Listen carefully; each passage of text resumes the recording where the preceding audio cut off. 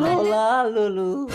আজকে লক্ষ্মী পুজোর দিনে তুমি মদ খেয়েছো স্বামী? আমার কি টাকার অভাব আছে আমার ঘরে লক্ষ্মী পুজো হবে? অহংকার করো না, বিদ্যুৎ সব ধ্বংস হয়ে যাবে।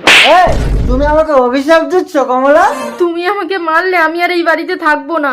বেরিয়ে যাও আমার ঘর থেকে। মনে রেখো, আমি কিন্তু আর কোনোদিনও ফিরে আসবো না। আমার টাকা আছে, আমি 10টা বিয়ে করে নেবো। যা। আমি কোটিপতি বিদ্যুৎ সাহা।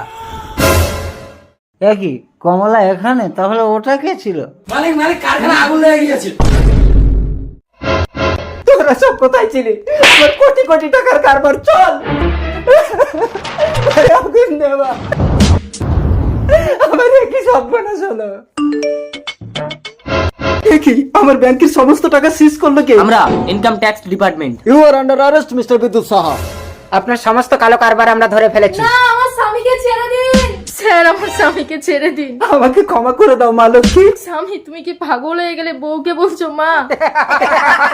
বিশ্বাস করুন বাড়িতে।